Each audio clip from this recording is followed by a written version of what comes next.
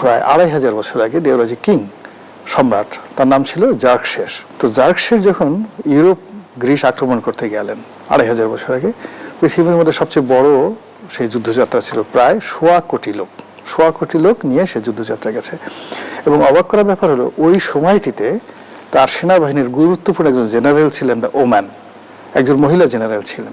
জামাতের যে ধরনের আইটি এক্সপার্ট আছেন আমরা যতদূর জানি, এবং তাদের যে বিরাট বট বাহিনী আছে, তাদের যে দেশে বিদেশে ছড়িয়ে থাকা আইটি এক্সপার্টরা আছেন, তারা থাকার পরে তাদের এই এক্স হ্যান্ডেলটা যদি ঠিক মতো প্রোটেক্টেড না হয়, তাহলে দেশের সাইবার সিকিউরিটি তারা দিবেন যে বলেন এটা কোত্থেকে দিবেন? তারা বলেছেন যে যারা হ্যাক করেছে তারা পাসওয়ার্ড বদলায় না। এটা খুবই হাস্যকর একটি দাবি। জনাব গোলাম মাওলা রনি, স্বাগত জানাচ্ছি আপনাকে। যেমনটি বলছিলাম যে রাজনৈতিক মহলে এখন আমরা দেখছি যে গুপ্ত সুপ্তের এক ধরনের বিতর্ক চলছে। এই যে গুপ্ত সুপ্ত বিতর্ক, এর নেপথ্যে আসলে কি? নেপথ্যে আসলে মূলত জয়লাভের উদগ্র বাসনা। যে কোনোভাবে এখন যে গত 17 মাসে রাজনীতিতে বিএনপি এবং জামাতের মধ্যে যে বিরোধ হচ্ছে, এটা ছিল অপ্রত্যাশিত। তারা দীর্ঘকাল সেই 75-15 আগস্টের পর থেকে বিএনপির সঙ্গে, যখন বিএনপি প্রতিষ্ঠিত হলো, প্রথম তার বিএনপি ছিল না, তখন থেকে জামাত এবং বিএনপির মধ্যে সম্পর্কটা হলো হরিহর আত্মা। বিএনপির সব নেতারা বলতেন যে আমাদের সম্পর্কটা হলো একই মায়ের পেটের জড়োয়া ভাই, আমরা দুই ভাই। তো সেই জায়গা থেকে যখন আমাদের এই আবহমান বাংলায় নিজের পরিবারের মধ্যে একই মায়ের পেটের ভাইয়ের মধ্যে যখন গন্ডগোল লাগে, আত্মঘাতী সংঘর্ষ শুরু হয়, তখন সেখানে মানে প্রচুর বাকবিতণ্ডা হয় এবং অশ্লীল অশ্রাব্য কথাবার্তা কিন্তু সাধারণত বলা হয়। তো প্রতিযোগীর সাথে আপনার যারা চিরশত্রু, জাত শত্রু, তাদের সঙ্গে আপনার যে শত্রুতা, ওখানে একটা লিমিট থাকে, দের ইজ এ লিমিট। কিন্তু যদি স্বামী স্ত্রীর মধ্যে ঝগড়া লাগে, ভাই বোনের মধ্যে ঝগড়া লাগে, তারপরে ভাইদের মধ্যে ঝগড়া লাগে, সেক্ষেত্রে আসলে কোনো লিমিট থাকে না। এর কারণ হলো যে একে অপরের যে কতটুক লম্ফঝম্প করার ক্ষমতা আছে পরিবারের লোকজন জানে। তারপর আর সেটা জানার কারণে দেখা গেল যে যে ভাইটির শক্তি বেশি আছে সেই ভাইটির সঙ্গে ছোট ভাইরা কখনো গন্ডগোল করতে যায় না। কিন্তু যখন দেখা গেল যে উভয়ই জানে যে আসলে শক্তি নেই, তখন যে যার মতো করে সেখানে গালাগাল করে। 2 নম্বর হলো যে একে অপরের গোপন কথা জানে। আর 3 নম্বর জানে যে একে অপরের দৌড় কতটুকু আছে সেই জায়গা পর্যন্ত। এখন বিএনপি এবং আওয়ামী লীগ তারা দীর্ঘদিন ধরে একে অপরের সাথে যুদ্ধ করেছে। যুদ্ধ করার পর তাদের মধ্যে যে শত্রুতা, এগুলো একটা লিমিটেশন আছে। কি কি হতে পারে, কি কি বিএনপির বিরুদ্ধে আওয়ামী লীগ বলতে পারে, আওয়ামী লীগের মধ্যে কি কি হতে পারে, সেটা আমরা মোটামুটি জেনে গেছি সেই 80-র দশক থেকে আজ অবধি। নতুন করে বিএনপি কিছু বলতে পারবে না, আওয়ামী লীগও কিছু বলতে পারবে না। তো সেই অর্থে জামাতের সঙ্গে যারা জড়োয়া ভাই ছিল, তাদের সঙ্গে এই যে নতুন যে বিরোধ, এই বিরোধে যে সকল ভাষা, যে সকল শব্দ, যে সকল অঙ্গভঙ্গি, যে সকল চক্রান্ত, মানে এগুলো সারা দেশের জাতিকে যথেষ্ট বিনোদন দিচ্ছে। লোকজন খুব খুশি যে ঝগড়া লাগে তো এরকমই লাগা উচিত। আমাদের দেশে তো এমনি মানুষ ঝগড়াপ্রবণ মানুষ, তারা একে অপরের সঙ্গে দ্বন্দ্ব সংঘাত করে যখন দেখা যাচ্ছে যে দুটো পরিবার ঝগড়া করছে, অনেক মানুষ ঝগড়া না ফিরিয়ে তামসা দেখে, তাদের ভীষণ রকম ভালো লাগে। ঝগড়া তাদের একটা বিনোদন। এমনকি যে গ্রামের বিশেষ করে যারা খিটখিটে বুড়া বা বুড়ি আছে, তারা ঝগড়াঝাটি করে, এবং অন্য গ্রামের যারা ছেলেরা আছে তারা ওই সিকা নাড়াতে থাকে যেন ঝগড়াটা বন্ধ না হয়। তাদের ভীষণ রকম ভালো লাগে যে স্বামী স্ত্রী, বুড়া বুড়ি দুজনে লাফাই লাফাই ঝগড়া করছে। তো এখন বিএনপি এবং জামাতের যে ঝগড়া, এটা তাদের অভ্যন্তরীণ যে বিষয়গুলো, একত্রে তারা গলাগলি ধরে ছিলেন, তাদের মধ্যে অনেক বন্ধুত্ব ছিল, বিশ্বাস ছিল, প্রেম ছিল, ভালোবাসা ছিল, মানে মন্ত্রিত্ব শেয়ার করতে পারে, এটা যেন তেন সম্পর্ক নয়। তো সেই সম্পর্কের কারণে কি হলো যে এখন হঠাৎ করে যখন এরকম হচ্ছে, এই ঝগড়াঝাটি হচ্ছে এবং অদ্ভুত অদ্ভুত সব কথাবার্তা, তারেক রহমান সাহেবের মতো মানুষ তিনি খোঁটা দিচ্ছেন যে এর গুপ্ত শক্তি, এবং গুপ্ত শক্তি এতটা স্ট্রং যে বিএনপির তার চারিপাশে হয়তো গুপ্ত শক্তি থাকতে পারে। তিনি একটা জনসভাতে কর্মীদেরকে বললেন যে এই তোমরা চুপ করো, এখানে আমার সামনে তাফালিং করার দরকার নেই। তো তারপর তারা থামছিল না, তারা শুধু স্লোগান দিয়ে যাচ্ছিল। তখন তিনি চিৎকারি করে বললেন যে তোমরা যে আরেকবার স্লোগান দাও, আমি তোমাদেরকে গুপ্ত শক্তি হিসাবে আখ্যায়িত করবো, তোমরা গুপ্ত শক্তি, তোমরা জামাতের এজেন্ট। এর ফলে কিন্তু তারা চুপ হয়ে গেল। এই হলো অবস্থা। আবার অন্যদিকে জামাতও বলেছে না, ছাড়াছাড়ি কথা না, আমরা গুপ্ত হয়ে যা হয়, আমরা তো বাংলাদেশে ছিলাম, আপনি তো এই বাংলাদেশ থেকে চলে গেছেন, ইংল্যান্ডে চলে গেছেন। তারপরে শেষে শেখ হাসিনা যে ভাষায়, নির্দয় ভাষায় বলতো যে দস্তখত দিয়ে চলে গেছেন যে আপনি আর কোনোদিন রাজনীতি করবেন না। তো আপনি তো আবার একটা সুসময়ে আসছেন, এসেই একেবারে ভিনি ভিডি ভিসি এসেই আপনি জয় করবেন, প্রধানমন্ত্রী হবেন, এটা কি ধরনের কথা?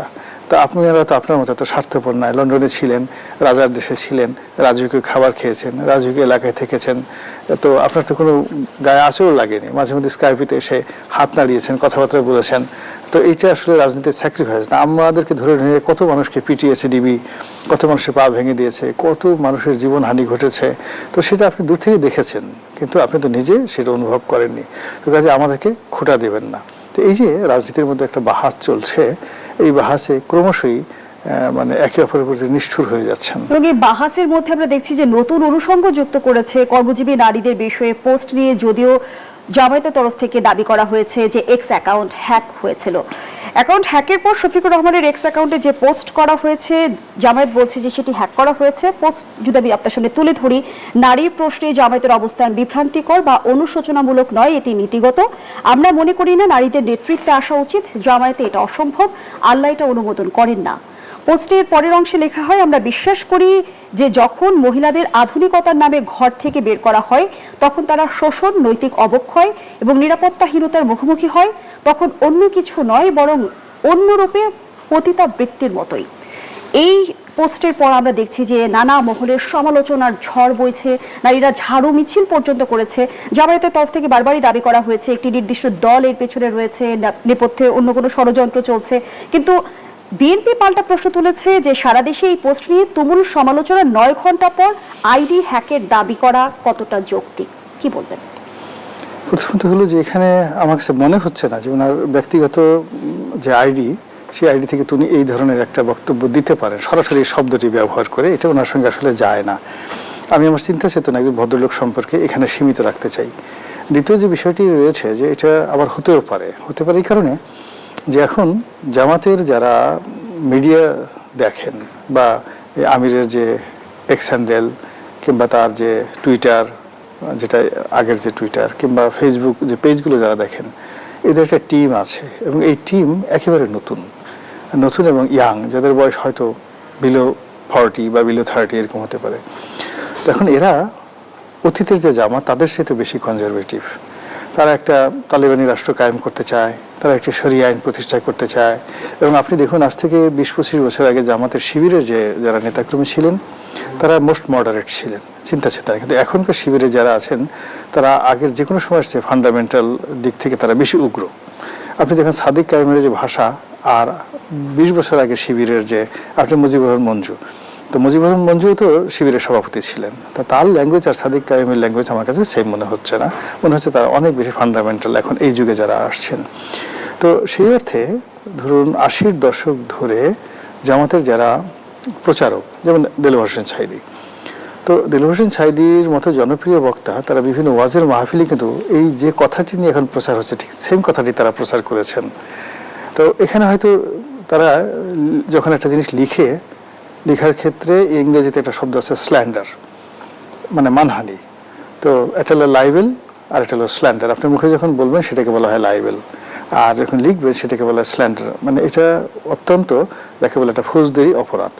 তো এই কারণে এখন অনেকে লিখতে গেলে দ্বিধার সংকোচ করে। কিন্তু এই সেম কথাটা কিন্তু 80-র দশকে আপনি দেলোয়ার হোসেন সাঈদী সাহেব থেকে শুরু করে জামাতের বড় বড় যারা বক্তা আছেন, তারা এই বক্তব্যটা দিয়েছেন, বিশেষ করে ওয়েস্টার্ন ইউরোপে, আমেরিকাতে এবং রাশিয়াতে, যে নারী জাগরণের নামে নারীরা যে কাজকর্ম করেছে বা করে চলেছে, জামাত সমালোচনা করার চেষ্টা করেছে যে এটা আসলে ঠিক নয়। এই কাজের ফলে কি হলো, বেশিরভাগ ক্ষেত্রে সংসারের শান্তি নষ্ট হয়েছে, নারী এবং পুরুষের উভয়ের মধ্যে পরকীয়াটা মারাত্মকভাবে বেড়ে গেছে। 80-র দশকের জামায়াতের কথা আপনি বলছিলেন, বর্তমান সময়ের জামায়াতের সাথে পার্থক্যটা কোথায়?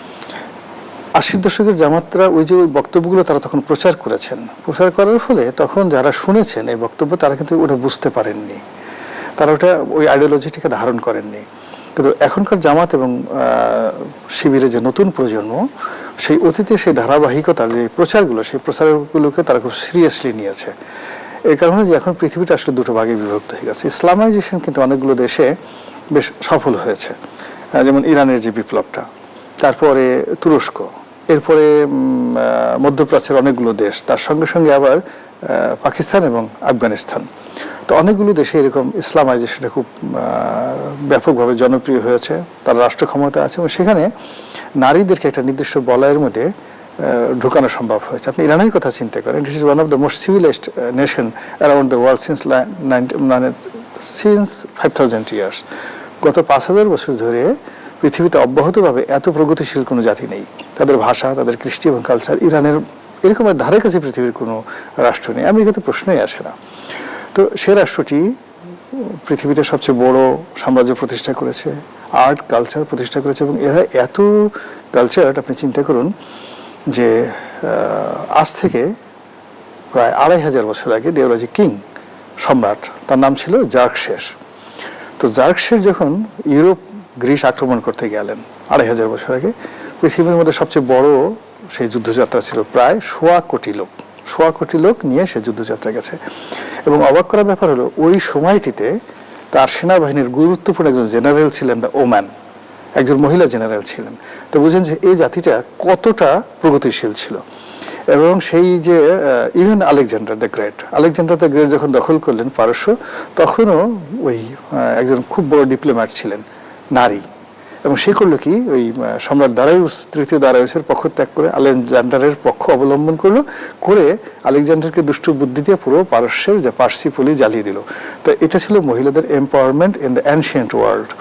তো সেই পারস্যে নারীদেরকে এখন আবরণে ঢেকে দেওয়া হয়েছে, সেই নারীদেরকে হিজাব করতে বাধ্য করা হচ্ছে। কিন্তু ইসলামী সংগঠনের নারীরা নেতৃত্বে আসতে পারে না, আমরা এটা মেনে নিয়েছি। জামায়াতের মহিলা বিভাগের সেক্রেটারি নুরুন্নেসা সিদ্দিকা এমনটি বলেছেন।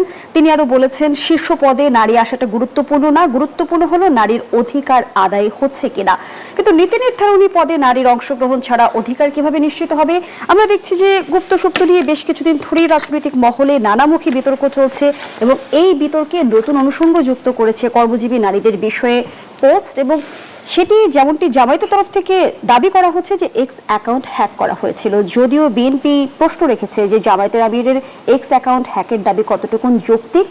আরও একটি প্রশ্ন সামাজিক যোগাযোগ মাধ্যমে আমরা দেখছি যে ঘুরপাক খাচ্ছে যে আইডি হ্যাক করে বিতর্কিত পোস্ট দেওয়ার পর আবার আইডি নিয়ন্ত্রণ ফিরে পাবার যে দাবি জামায়াতে